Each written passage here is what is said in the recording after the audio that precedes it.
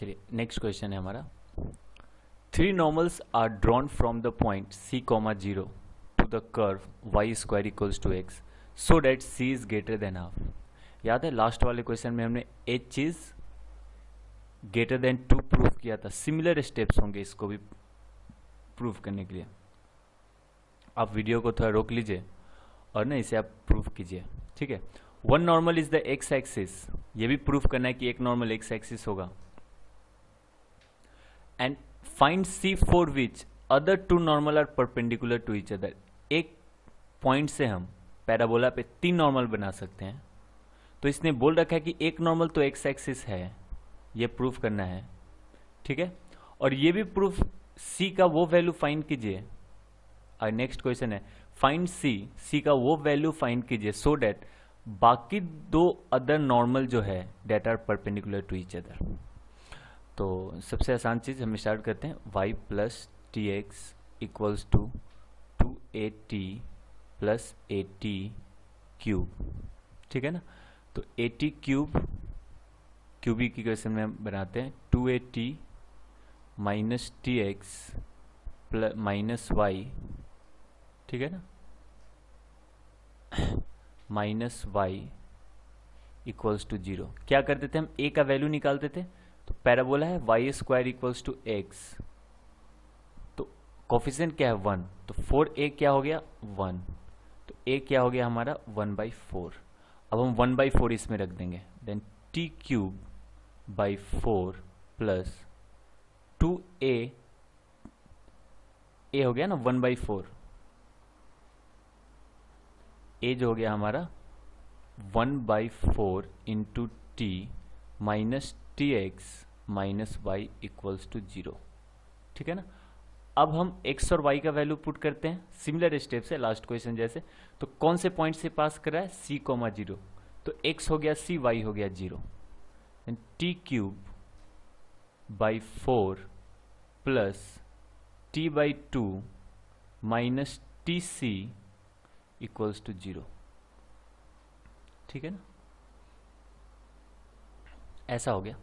अब हम सबसे नम t, तो क्या हो गया t cube by 4 equals to, इसे हम उस साइड ले जाते हैं टी सी माइनस t/2, ठीक है। और यहां से मैं 2 पार्ट में से इस इक्वेशन को मैं 2 तरीके से चेंज करता हूं। एक ऐसे चेंज करूंगा, एक ऐसे चेंज करूंगा। इसमें से पहले मैं t कॉमन ले लूंगा, तो हो जाएगा t square by 4 plus 1/2 minus C equals to 0। अब इससे 0 होने के लिए t को क्या होना पड़ेगा, 0 होना पड़ेगा, ठीक है ना। ये तो 0 होगा या नहीं होगा ये तो बात की बात है, c के वैल्यू पे डिपेंड करेगा। लेकिन t अगर 0 हो जाए तो भी तो हो सकता है। और t 0 हो गया मतलब t को मैं 0 पुट कर दूं, 0 0 0, तो इक्वेशन क्या हो गया नॉर्मल का, y equals to 0 at t equals to 0। Equation of normal is y equals to 0। और y इक्वल्स टू 0 एक्सिस का ही तो इक्वेशन होता है। किसका इक्वेशन होता है, x एक्सिस का। तो वही एक तो प्रूव हो गया, ये प्रूव हो गया। अब मैं यहां से मैं इसे प्रूव करूंगा। तो t cube equals to 4t मैं कॉमन ले लूं तो क्या हो जाएगा c माइनस हाफ।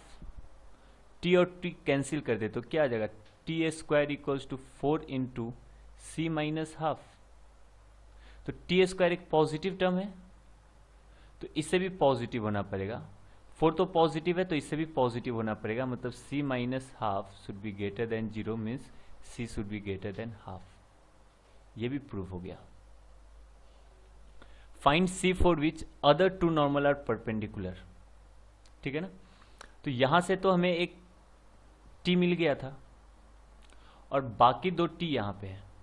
बाकी इससे अगर हम सॉल्व करें तो ये हो जाएगा, बाकी 2 नॉर्मल अगर परपेंडिकुलर है तो c का वैल्यू फाइंड करना है।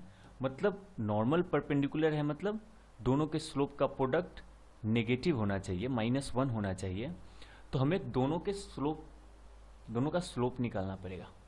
तो हम इसे सॉल्व करेंगे दोनों का स्लोप निकालने के लिए, क्योंकि यहाँ पे दो T1 तो यहाँ निकल गया 0, T2 T3 यहाँ छुपा है, तो T2 plus 2 minus 2C equals to 0 by 4। आप इसे एलसीएम लेके सॉल्व करोगे तो ऐसा आ जाएगा, ठीक है ना। तो इसके लिए क्या हो जाएगा, इसके लिए मैं यहाँ सॉल्व कर देता हूँ। T square equals to 2C minus 2, तो t equals to plus minus root over 2C minus 2। अब t आ गया तो स्लोप क्या होता था, याद है, स्लोप होता था माइनस टी। तो एक m2 स्लोप जो होगा वो होगा माइनस रूट पॉजिटिव वाला t ले लेंगे तो जगह 2C माइनस 2, और m3 जो होगा वो होगा माइनस, अब जो लेंगे नेगेटिव वाला t ले लेंगे 2C माइनस 2, तो नेगेटिव नेगेटिव क्या हो गया पॉजिटिव, तो ये हो गया रूट ऑफ 2C माइनस 2। तो ये एक स्लोप हो गया, दो स्लोप हो गया, बाकी जो दो नॉर्मल थे ना उसके स्लोप हमें मिल गए। अब ये दोनों नॉर्मल क्या है, परपेंडिकुलर है, तो दोनों का स्लोप का प्रोडक्ट क्या होना चाहिए, -1। तो मैं यहां कर दे रहा हूं minus root 2C minus 2 into root 2C minus 2 will be equals to -1। तो माइनस माइनस कैंसिल, और ये सेम नंबर है ना तो स्क्वायर रूट हट जाएगा, ये आ जाएगा 2C माइनस 2 इक्वल्स टू 1। तो C हो जाएगा हमारा 3/2। C 3/2 वैल्यू के लिए बाकी जो दोनों नॉर्मल होंगे वो क्या होंगे, परपेंडिकुलर होंगे। लोग नेक्स्ट 45 नंबर क्वेश्चन करते हैं। The normal are drawn from the point P, ठीक है ना, नॉर्मल को ड्रॉ किया गया पॉइंट P से with slope m1 m2 m3 to the parabola y square equals to 4x। y square equals to 4x पे एक पॉइंट P से हमने नॉर्मल को ड्रॉ किया, तीन नॉर्मल को ड्रॉ किया। एक जो नॉर्मल था, ठीक है ना, उसका स्लोप m1 है, दूसरे का m2 और तीसरे का m3, ठीक है ना। If locus of P with m1 m2 equals to alpha, ठीक है ना, लोकस ऑफ P जो है लोकस का, P जो है लोकस है, with m1 m2 equals to alpha is a point of parabola m1 m2 दो नॉर्मल के का स्लोप है, ठीक है ना। इस दोनों नॉर्मल का जो लोकस है वो पॉइंट ऑफ पैराबोला है, मीन्स पैराबोला पे लाइक कर रहा है, मतलब जो दोनों नॉर्मल है वो पैराबोला पे मीट कर रहा है, ठीक है ना। क्या है, पॉइंट ऑफ पैराबोला। तो m1 और m2 जो नॉर्मल है, ठीक है ना, तो वो नॉर्मल जो मीट कर रहा है वो पॉइंट ऑफ पैराबोला पे ही मीट कर रहा है। देन अल्फा का वैल्यू बताना है, तो याद होगा ना, ये हमारा एक प्रॉपर्टी है, नॉर्मल का प्रॉपर्टी है कि अगर एक पॉइंट पे हमने नॉर्मल बनाया और दूसरे पॉइंट से हमने नॉर्मल बनाया और वो आके पैराबोला पे ही अगर मीट कर रहा है तो T1 T2 इक्वल्स टू 2। अगर हम चेक करें, ये प्रॉपर्टी मैंने आपको पहले बता रखा है, ठीक है। अगर हम उस प्रॉपर्टी को अगर याद ओपन करें तो नॉर्मल थ्योरी, रिजल्ट्स और नॉर्मल, रिजल्ट्स और नॉर्मल, यहाँ पे हमने रिजल्ट्स पढ़ रखा है। ये रिजल्ट्स ऑन टेंजेंट्स है, रिजल्ट्स ऑन नॉर्मल नहीं है। Results on tangent, results on normal, result और नॉर्मल से अगर हम याद करें तो अगर हम इसमें देखें कौन सा प्रॉपर्टी मैच हो रहा है, तो देखिए ये नहीं है, ये भी नहीं है, ये भी नहीं है, ये भी नहीं है, यहाँ है। If the normal at point P this and Q this meet on parabola, then T1 T2 equals to 2. then M1 M2 क्या है हमारा? अल्फा है। M1 M2 हमारा अल्फा है, तो अल्फा का वैल्यू क्या हो गया? 2 हो गया, क्योंकि T1 T2 हमारा M1 M2 अल्फा था ना, तो T1 क्या होगा? माइनस M1, और T2 क्या होगा? Minus M2। तो minus M1 into minus M2 क्या हो गया? M1 M2 इक्वल्स टू क्या हो गया? 2। ठीक है, तो ये हमारा क्वेश्चन था 45 नंबर। ठीक है, देखिए हमने प्रॉपर्टीज को याद कर रखा है, कितना इजी हो रहा है क्वेश्चंस को सॉल्व करने में। ठीक है ना, ऐसे ही दिखेंगे कि number of real normals that we can draw from point 4,0 to parabola this. इस पैराबोला पे हम 4,0 पॉइंट से हम कितने नॉर्मल बना सकते हैं? तो ये पैराबोला अगर हम मान लें तो पॉइंट हमारा हो गया 4,0। इस पर हम कितने पैराबोला बना सकते हैं? पैराबोला नहीं, कितने नॉर्मल बना सकते हैं? तो नॉर्मल का इक्वेशन हो जाता है y plus t x equals to 2at plus at cube, या फिर हम इसे लिख सकते हैं स्लोप वाले फॉर्मेट में। अगर हम इसे सॉल्व करें तो हम इसे लिख सकते हैं y equals to m x minus 2am minus m cube. तो जितने स्लोप होंगे उतने नॉर्मल बना सकते हैं।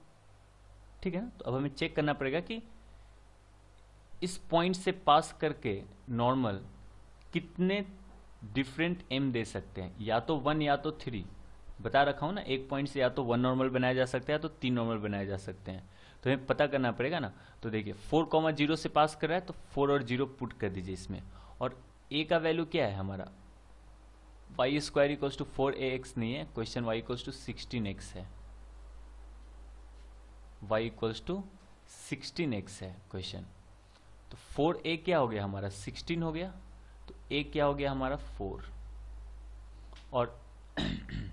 और y क्या हो गया? y तो हो गया हमारा, y कोऑर्डिनेट क्या हो गया? 0। ये जो नॉर्मल है 4,0 से पास कर रहा है, तो 0 equals to 4m minus 2 into a क्या है? 4, तो minus 8m minus 8m cube. तो हम इसे लिख सकते हैं 8m cube minus 4m equals to 0।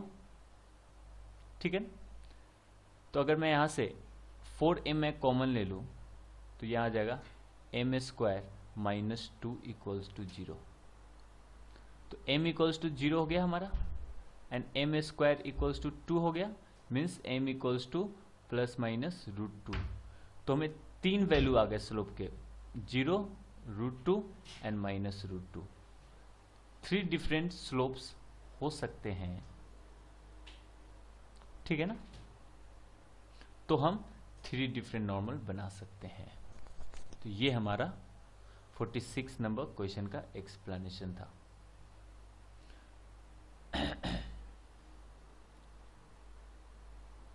Next हमारा 47 नंबर जो हमारा क्वेश्चन है वो ये है, देखेंगे इसे। ठीक है, क्या? Prove that 2 parabola y square equals to 4ax and y square equals to ये दे रखा है, cannot have a common normal other than axis unless b upon a minus c greater than 2। जब तक ये कंडीशन सेटिस्फाई नहीं होगा तब तक इन दोनों पैराबोला के पास एक ही कॉमन टेंजेंट होना चाहिए, दैट इज एक्सिस। अगर ये कंडीशन सेटिस्फाई हो गया तो दोनों के पास 3 कॉमन नॉर्मल होंगे, ये प्रूव करना है।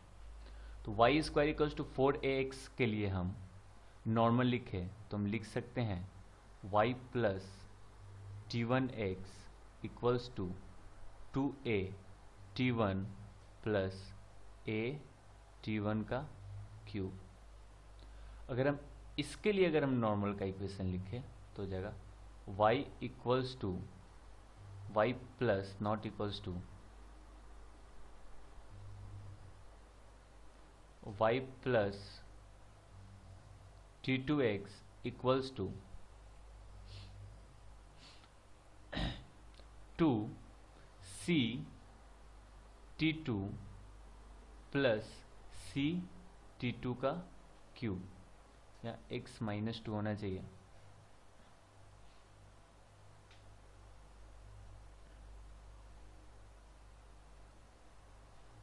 मैंने तो अगर गलत लिख दिया है इक्वेशन, ठीक है, तो हम इसे करेंगे। T2 है ना यहाँ पे, ये क्या होना चाहिए x minus 2 x minus b equals to x minus b है ना, तो x माइनस बी याद होगा, हमने इसका नॉर्मल लिखना सिखा रखा है पहले के लेक्चर्स में, ठीक है। ठीक है, तो यहाँ देखिए, तो ये हो गया ना। अब दोनों सिमिलर इक्वेशन होंगे तभी तो कॉमन टेंजेंट बनेगा। अगर दोनों सिमिलर इक्वेशन नहीं होंगे तो कॉमन टेंजेंट क्या होगा, नहीं बनेगा। तो हम इसे लिख सकते हैं y equals to minus T2 x, ये b है ना, b दिख नहीं रहा है, b है, तो plus b T2 plus 2c T2 plus c T2 का क्यूब। अगर दोनों नॉर्मल का इक्वेशन सेम है तभी तो कॉमन टेंजेंट्स होंगे ना, दोनों जब इक्वेशन सेम होंगे तभी तो कॉमन टेंजेंट होंगे। दो लाइन का इक्वेशन सिमिलर कब हो जाता है, जब उसका स्लोप इक्वल हो जाए और कांस्टेंट पार्ट इक्वल हो जाए, ठीक है। तो अगर हम इसको रखें यहाँ पे, ठीक है ना, तो क्या क्या होना पड़ेगा, दो इसके लिए कंडीशंस होंगे, that minus T1 equals to minus T2, तो माइनस माइनस कट गया, तो T1 इंटू T2, T1 और T2 इक्वल होना चाहिए, और साथ में साथ 2a T1 plus a T1 cube equals to b T2 plus 2c T2 plus c T2 cube. मतलब ये भी कंडीशन होना चाहिए, ये भी कंडीशन होना चाहिए, दोनों एट अ टाइम ट्रू होना चाहिए। तो मान लेते हैं ये ट्रू है, लेट दिस बी ट्रू, तो इसे भी क्या होना पड़ेगा, ट्रू होना पड़ेगा, तभी कॉमन टेंजेंट बनेंगे, ठीक है ना। तो हमने ट्रू क्या माना, T1 T2 इक्वल है, तो T1 के जगह हम T2 पुट कर देते हैं, या फिर T2 के जगह हम T1 पुट कर देते हैं, तो आप जो चाहे कर सकते हैं। मैं T1 के जगह T2 पुट कर रहा हूं, तो जगह 2a T2 plus a T2 का cube equals to b T2 plus 2c T2 plus c T2 का क्यूब। अब सबको हम एक तरफ ला देते हैं, तो यहां से T2 क्यूब क्या आएगा, कॉमन आ जाएगा और हो जाएगा a माइनस सी, और यहां क्या आ जाएगा, और 2a T2 आप उधर ले जाइए, 2a T2 आप उधर, सबको इधर मत लाइए, तो T2 आप बाहर निकाल लीजिए, तो यहाँ पर जाएगा b प्लस 2c, और 2a T2 उधर जाएगा तो माइनस 2a T2 बनेगा, T2 हमने बाहर निकाल लिया तो माइनस 2a बन गया, ठीक है ना। एक ऐसा हो सकता था, इस इक्वेशन से मैं दो तरह की इक्वेशन लिखूंगा, एक ऐसा लिखूंगा और एक अदर लिखूंगा कि T2 सब कॉमन निकालेंगे, तो सबको एक तरफ ला देंगे और T2 कॉमन निकालेंगे, तो ये हो जाएगा 2a प्लस a T2 का square minus b minus 2c minus c T2 का स्क्वायर इक्वल्स टू 0, ठीक है ना। दोनों चीजें हमने पढ़ लिया, तो यहां से हमें पता चला T2 दिस इंटू दिस क्या होना है, 0 होना है। तो T2 जब 0 हो जाए, ठीक है ना, T2 जब 0 हो जाए तो एक नॉर्मल मिलेगा, तो T2 इक्वल्स टू 0 पे आपको एक नॉर्मल मिलेगा। तो T2 जब 0 हो जाएगा, ये 0 तो ये पूरा जीरो हो जाएगा, ये भी जीरो हो जाएगा, ये भी जीरो हो जाएगा, तो क्या हो जाएगा y इक्वल्स टू जीरो। अब t2 जीरो होगा तो t1 भी जीरो हो जाएगा, तो ये भी जीरो हो जाएगा, ये भी जीरो हो जाएगा, ये भी जीरो हो जाएगा, तो ये भी y इक्वल्स टू जीरो, ये भी y इक्वल्स टू जीरो। तो देखिए दोनों नॉर्मल सेम हो गए, और बोला है ना कॉमन नॉर्मल एक्सिस, तो t2 जीरो हो गया तो कॉमन नॉर्मल आ गया। अब हमें बताना है, अब ये t2 यहाँ पे हम कैंसिल कर दे तो ये क्या हो जाएगा, t2 का स्क्वायर हो जाएगा, देन t2 का square will be equals to b plus 2 common निकाले तो c minus a divided by a minus c, divide करा दिया, ठीक है ना। अब ये पॉजिटिव है, तो जब ये पॉजिटिव होगा तभी हमें t के दो और वैल्यू मिलेंगे, और जब t के दो और वैल्यू मिलेंगे तभी हमें दो और नॉर्मल मिलेंगे, तो टोटल मिला के 3 नॉर्मल हो जाएंगे। और प्रूफ क्या करना है, 3 नॉर्मल तभी होंगे जब ये कंडीशन हो, ये कंडीशन हो तभी 3 नॉर्मल होंगे। तो ये पॉजिटिव तो ये भी पॉजिटिव प्रूफ करना है। तो मैं a माइनस सी को अगर अलग अलग कर दूं ना, इसे डिनोमिनेटर तो क्या हो जाएगा b upon a minus C, और c minus a minus C, minus common ले लो तो कैंसिल हो गया, -2 बच जाएगा। तो ये पॉजिटिव है तो इसे भी क्या होना पड़ेगा, ग्रेटर देन 0 होना पड़ेगा। अब इसे ग्रेटर देन 0 होने के लिए b अपॉन a माइनस सी, ये ग्रेटर देन 0 होना पड़ेगा, this should be greater than 2, और यही हमें प्रूफ करना था, ठीक है। देख लीजिए कॉमन नॉर्मल के कैसे क्वेश्चंस को सॉल्व करना है। कॉमन टेंजेंट को सॉल्व करना हमने आपको एक अलग से सिखाया था। कॉमन नॉर्मल देखिए क्या था, कॉमन नॉर्मल के लिए दोनों पैराबोला का मैंने नॉर्मल बना दिया, ठीक है। अब दोनों नॉर्मल कब इक्वल होंगे, जब उसका स्लोप इक्वल हो और कांस्टेंट पार्ट इक्वल हो। तो स्लोप वाले को मैंने सही मान लिया और इसे मैंने पुट कर दिया सेकंड वाले में, तो ये जब सही होगा तो ये सही है, तो इसे भी सही होना पड़ेगा। जिस कंडीशन के लिए ये सही होगा वही कंडीशन होगा 3 नॉर्मल मिलने के लिए, या फिर अदर वेरिएशन दिया जा सकता है क्वेश्चंस में, ठीक है। तो हमने यहाँ निकाला तो हमें आया ये कंडीशन होगा तो 3 नॉर्मल बनेंगे। और यहाँ पे मैंने T2 जो दोनों इक्वल कब होंगे, जब T2 का value LHL equals to RHL कब होगा, जब T2 कैंसिल हो गया ना दोनों तरफ, T2 जीरो हो जाए तो 0 into a minus C equals to 0 into something, 0 equal हो गया ना। तो T2 इक्वल्स टू 0 भी एक सोल्यूशन है जो कि हमने यहाँ पे निकाल रखा है।